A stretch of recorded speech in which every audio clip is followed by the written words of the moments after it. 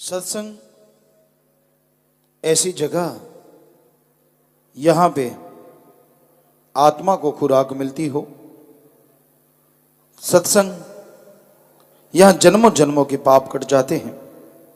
सत्संग यहां परमानंद की प्राप्ति होती है। और सत्संग यहां ओम हरि अल्लाह मालिक कण कण में जर्रे जर्रे में है दिखाने का तरीका बताया जाता है। सत्संग में आने से जन्मों जन्मों के पाप कर्म कट जाया करते हैं। सत्संग जो भी दिलो जान से सुनता है, दिमाग से सुनता है, विचारता है और अमल करता है, वो ही खुशियां हासिल करता है, उसी को परमानंद की प्राप्ति होती है। वो ओम, वो हरि, वो अल्लाह, वो वाहिगुरु जो कण कण में जर्रे जर्रे में मौजूद है, इंसान को मालूम ही नहीं पड़ता कब उसके पहाड़ जैसे भयानक कर्म वो मालिक पल में काट दिया करते हैं।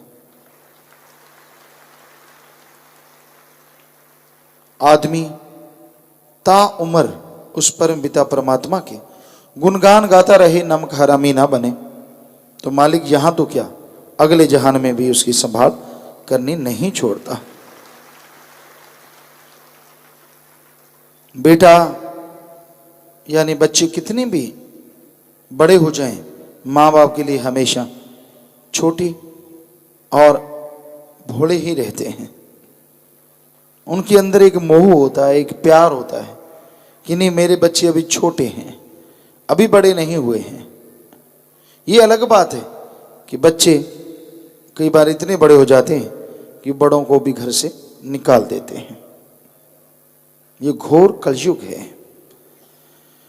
लेकिन हकीकत में देखा जाए तो माँ बाप इतने प्यार मोहब्बत से बच्चों का पालन पोषण करते हैं तो उनकी निगाह में तो वो औलाद कभी बड़ी होती ही नहीं। उसी तरह संत सदगुरु होते हैं। माँ बाप के लिए औलाद कहीं ना कहीं ये सबक सिखा देती है कि भाई हम बड़े हो गए, अलग हो जाते हैं, काम धंधा, तो नेचुरली रिश्ता थोड़ा खत्म सा हो जाता है। पर गुरु पीर फकीर के लिए तो बच्चा हमेशा ही छोटा बच्चा रहता है जिसे अभी चलना भी नहीं आता होता। क्या पता कहाँ फिसल जाए, क्या पता कहाँ चोट खा लें, क्या पता कौन से दर्द का सामना करना पड़ जाए। हमेशा ध्यान बच्चों में ही रहता है। और बच्चों में ध्यान से मतलब पीर फकीर सदगुरु अल्लाह वाहिगुरु राम से दुआ करते रहते कि हे मेरे मालिक, हे मेरे मौला, हे मेरे रहबर, ये तेरी औलाद हैं, अनजान हैं, आने वाले कष्टों से अनजान हैं, बुरे पाप कर्मों से, तो रहमत कर, दया कर, इनके वो पाप कर्म काट, इन पे रहमत कर, ये तेरी तमाम खुशियां हासिल कर सकें। इनको नाम से जोड़, सेवा सिमरन से जोड़, ताकि पाप कर्म पहाड़ जैसे कंकर में बदल जाएं और ये खुशियों से माला माल हो जाएं। संत कभी किसी को गलत उपदेश नहीं देते। छोटा बच्चा कभी आग को पकड़ता है, कभी सांप को पकड़ता है, कभी पानी वाले कुएं में गिरना चाहता है, तो क्या आप उसे जाने देंगे? यार इसकी मर्जी है, इसे क्यों रोकना है? ये तो सांप पकड़ रहा है, पकड़ने दो। आग पकड़ रहा है, पकड़ने दो। कुएं में गिरता है, गिरने दो। कभी भी नहीं। माँ बाप किसी भी कीमत पे उसे ये काम नहीं करने देंगे, क्योंकि उन्हें मालूम है कि उनके बच्चा अगर सांप पकड़ेगा तो डस लेगा, आग जला देगी और कुएं में गिरा तो मर जाएगा। उसी तरह संत पीर फकीर को अल्लाह मालिक की रहमत से पता होता है कि फ्यूचर इस बच्चे का कैसा है। उसे रोकते रहते हैं कि ये कर्म ना कर, वो कर्म ना कर, ये कर्म बुरा है, वो कर्म बुरा है। आगे इंसान की मर्जी है कि वो कर्म कैसे करता है। इसलिए ये जरूरी है कि पीर फकीर की बात सुन के अमल किया जाए। जब तक इंसान सुन के अमल नहीं करता तब तक उसे सब कुछ अच्छा लगता है। जो भी उसे अच्छा लगता है वो लगता है कि वो परफेक्ट उसके लिए सही है। पर संत पीर फकीर कभी किसी को गलत कदम उठाने नहीं देते। पूरा जोर लगाते हैं, प्यार से, मोहब्बत से, वचनों से, हर तरीके से समझाते हैं। कि भाई तेरे लिए अच्छा क्या और बुरा क्या, आगे फिर इंसान के कर्म होते हैं। बहुत बार हमने देखा। लेकिन कई बार जीव नहीं मानता। चलो 2 मिनट की बात है, चलो 1 मिनट की बात है, चलो 4 मिनट की बात है, आपको क्या मालूम वो 1 मिनट जिंदगी है या मौत है। फिर पश्चाताप पल्ले रह जाता है और कुछ नहीं, सिर्फ पश्चाताप, और कोई चीज हाथ नहीं आती। तो एक दिन में कोई दफ्तर नहीं बंद हो जाएगा, या कुछ घंटों में कोई आपके बिजनेस में घाटा नहीं पड़ जाएगा। लेकिन जीव नहीं मानते, हमने आजमाया है, होनी होके रहती है। कई लोग होते हैं कि जो मान लेते हैं और उनका मौत जैसा कर्म मालिक, मौत जैसा कर्म, या मौत को भी भगवान बदल सकता है। और बात छोड़ो, बात वचन मानने की है। और संतों के पास कुछ जादू टोना या कोई दवाई ऐसी नहीं होती जिसको देने से आदमी खुश हो जाए। एक वचन होते हैं, कर दिए, मान लिए। तो आपको एक बात सुनाते हैं। हाँ, एक सज्जन आए यहाँ पे, और बहुत पहले की बात है। वैसे तो उसके बाद भी बहुत सारी बातें हुई हैं, हजारों करोड़ों सत्संगियों के साथ होता रहता है। तो वो आए और कहने लगे, पिताजी बताओ, हम लाइन में ऐसे मस्ताना जी धाम में सत्संग थोड़ी हुआ करती, बिठा लेते थे, हम घूमते उनके पास, बोलो भी क्या बीमारी, क्या बीमारी, ये करो बेटा, वो करो। कहने लगे जी मैं बीमार हूँ। हमने कहा ठीक है, आप पीछे चंडीगढ़ में दिखा लो भाई, प्रसाद ले लो। हम चले आए, घर वाले गुस्से हो गए। कहने लगे तेरे को कहा था, क्या फ़ायदा। कहने लगा क्यों। कहते अभी आप चंडीगढ़ से तो आ रहे हैं सीधे पीजीआई से। उन्होंने जवाब दे दिया कि इसकी ज़िंदगी नहीं बचेगी। कहता मैंने आपसे सलाह थोड़ी ली है, मैंने तो अपने पीर फकीर से पूछा है, और मैं तो जाऊंगा ही जाऊंगा। वो कहते हैं ऐसे कैसे, अभी तो जाएं। कहते ना जाओ, मैं अपने आप कोशिश करो, मुझे 2 लोग उठाने वाले दे दो, मुझे ले जाएं उठा के। उन्होंने जिद मान ली उसकी, गए डॉक्टर को दिखाया, दवाइयाँ लिख दी। कहते चलो दवाइयाँ ले लें। कहते नहीं, दवाइयों का तो कहा ही नहीं, ये कहा था पीजीआई दिखाओ। थोड़ा सा भोला स्वभाव था, भोले भाड़ों को मालिक लुटाता खजाने, ये भी हकीकत है। कई बार ज़्यादा अकल का दखल मन का रूप धारण कर लेता है। तो वो वहाँ से दिखा के वापस आ गए। डॉक्टर बोले कि 15 दिन 10 दिन जो भी है आप सेवा करें। वो ऐसा कोई उसे उल्टियाँ लगी। 2-3 दिन बाद घर वालों ने सोचा कि अब मौत नज़दीक है, खून आने लगा, लेटरिन के रास्ते, मुंह के रास्ते बड़े बड़े गांठें निकलने लगी। तो बिल्कुल डाउन हो गया, बिल्कुल चारपाई भी चिपक गया। पर 2-3 दिन के बाद कुछ ठीक, फिर कुछ ठीक, फिर कुछ ठीक, फिर कुछ ठीक, करते करते करते बिल्कुल नॉर्मल हो गया। उसके अंदर भयानक कैंसर की बीमारी 3rd स्टेज पे थी। तो आया और मिला, रोने लगा।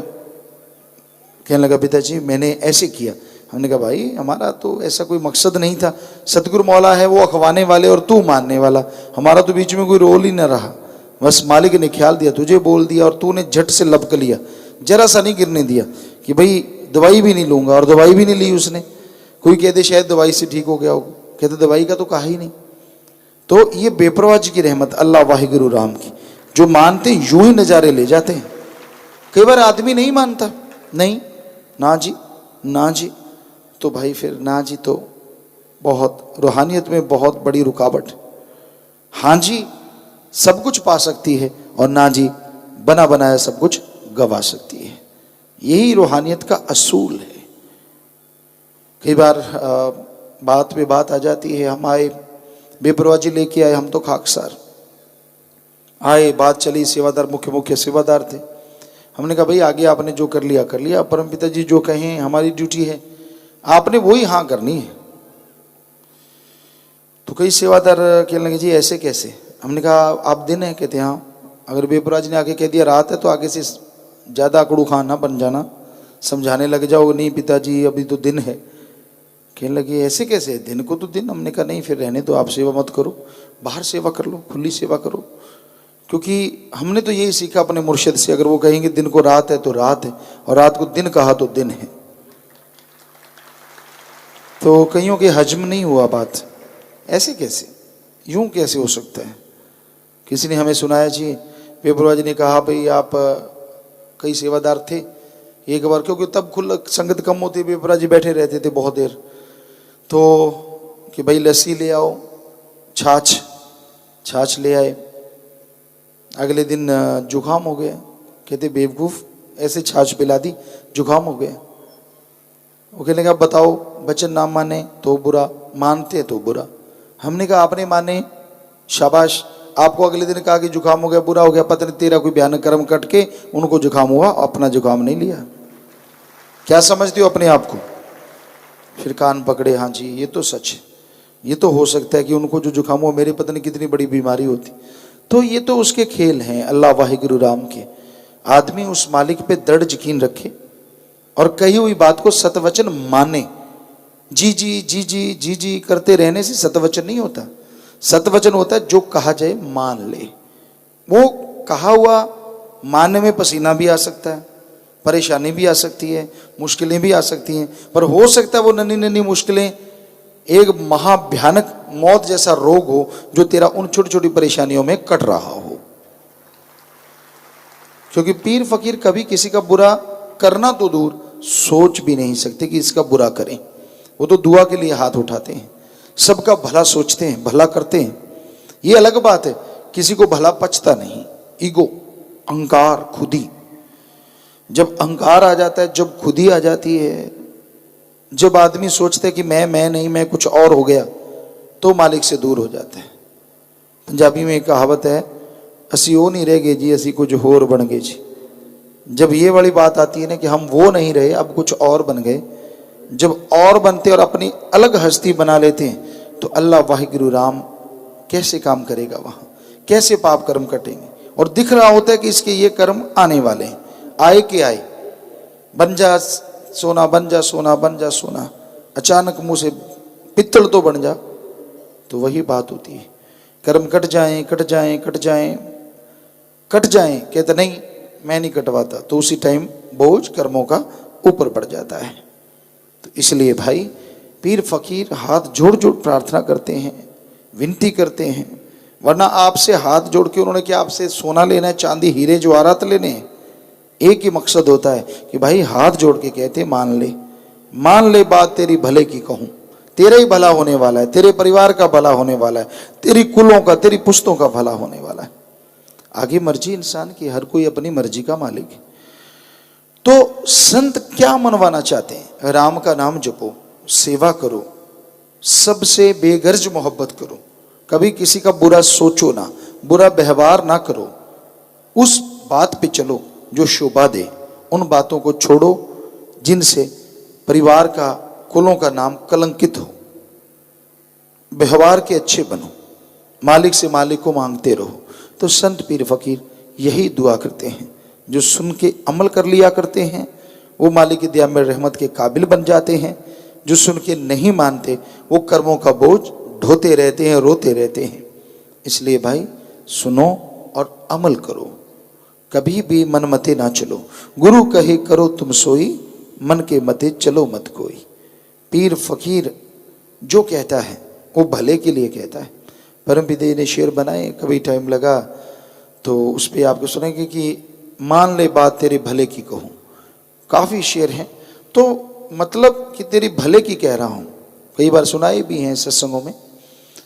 तो आगे जीव की मर्जी है, जीव कहे कि नहीं मेरा तो ऐसा कर रहे हैं। कहते आम एक कहावत है कि गधे की आंखों में दवा डाली, कहते मेरी आंखें फोड़ रहे हैं। किसी को खीर खा लो, कहते मैं नहीं खाता, मैं तो लाल मिर्ची खाऊंगा। खा ले भाई। तो मतलब संत पीर फकीर सबका भला मांगते हैं, चाहते हैं। अगर वो वचन करते हैं तो उसका कोई मकसद होता है। किसी जीव को कुछ कह भी दिया तो इसका मतलब उसका कोई भयानक कर्म सिर्फ कहने से कट गया, होता नहीं फिर वो, और हो तो कहते नहीं। ये हकीकत देखी है। हाँ ये अलग बात है, ऐसी बातें लोगों को अच्छी नहीं लगती। सभी को नहीं, कोई इंसान बुरा मान जाता है, मुझे क्यों कहा, फलां को क्यों नहीं कहा। तो भाई तेरे कर्म कट गए, तू ये तो कभी नहीं कहेगा कि मेरा मौत जैसा कर्म कट गया उसका भी कटे। कोई कोई होते हैं जो चाहते हैं कि सबका हो, नहीं तो कहते नहीं इसके तो और ज्यादा कर्म भोगने पड़े, इसकी तो मेरे से लाग डांट। सच में आज अगर भगवान का रिमोट किसी भी इंसान के हाथ में दे दिया जाए जो महत्वाकांक्षी ज्यादा हो, शायद ये दुनिया में एक भी जिंदा कोई नहीं रहेगा। 10-20 लोगों के हाथ में हो तो दुनिया जल्दी खत्म हो। ये मर जाए, अच्छा ये सिर उठाता है, मालिक कर दे बेड़ा पार। ये अपने आप को मैं बद्दा लगता हूँ, सुंदर बना दे, सुंदर को बद्दा बना दे, पता नहीं कौन कौन सी शक्लें यहाँ बन जाएं। फिर इसी पे एक बात ख्याल में आई, ऐसे 3 लोग थे, माँ बाप और एक बेटा उनका। कहते हैं भक्ति की, वैसे तो हंसने वाली बात है, हकीकत भी हो सकती है। कहते महादेव जी की भक्ति की और महादेव जी प्रकट हो गए। कहने लगे 3 वचन मांग लो। तो आप भक्ति करते करते काफी देर हो गई थी, घरवाली को भूख लगी हुई थी। कहते मैंने तो समोसा खाना, समोसे आ जाएं। समोसे आ गए और घरवाले को बड़ा गुस्सा आया, सीधा साधा जाट। कहता गधी ना हो तो अब मांगते कुछ और मांग लेते। इतना गुस्सा आया, इतना गुस्सैल होते हैं लोग, इतना गुस्सा है। कहता है इसके नाक समोसे जैसी हो जाए, समोसे जो है नाक पे लग जाए। तो उसका नाक इतना बड़ा समोसा बन गया। अब रोए सो रोए, मार मार के हाथ, खाया भी नहीं गया समोसा, वो नाक पे लगा हुआ है, अब नाक ही समोसा बन गया। तो पीटे बेचारी, बेटे ने देखा माँ रो रही है, बुरा हाल है। कहता है महादेव जी हम जैसे पहले थे ना वैसे ही कर दे, समोसा ठीक कर दे, मेरी माँ का नाक पहले जैसा हो जाए। तो 3 वचन तीनों ही खत्म कर लिए। पहले ने समोसे मांग के, दूसरे ने समोसा लगा के, तीसरे ने समोसा हटा के। तो शुक्र है भगवान का रिमोट नहीं है, वरना इसी तरह हटाते घटाते ढाक के 3 बात। क्योंकि बात बनती तो आजकल किसी की नहीं, ईगो सब में भरी हुई है, नाक तक ईगो आई हुई है। मुझे कह दिया अच्छा, वो कहता तूने मेरे को कहा अच्छा। शुक्र है मालिक बुरे ख्याल भक्तों के भी पूरे नहीं करता, वरना कई बार भक्तों को भी गुस्सा आ जाता है, आता रहता है। आखिर 5 तत्व का पुतला है, जब तक 10वें द्वार नहीं पहुंचेगा, काम वासना क्रोध लोभ मोह अहंकार मन माया 100% कंट्रोल में नहीं आ सकते, कहीं ना कहीं कुछ ना कुछ होता रहता है। तो शुक्र है कि भक्ति मालिक उधर नहीं लगने देता, वरना रगड़ के रख दे। कई बार भक्तों की आहें लग भी जाती हैं वो जायज जगह पे, क्योंकि उसका ऐसा होने वाला होता। तो इसलिए भाई संत पीर फकीर जो कहें कि राम नाम जपो, सबका भला मांगो, सुनो अमल करो, यकीनन मालिक की खुशियों के हकदार बनते चले जाओगे।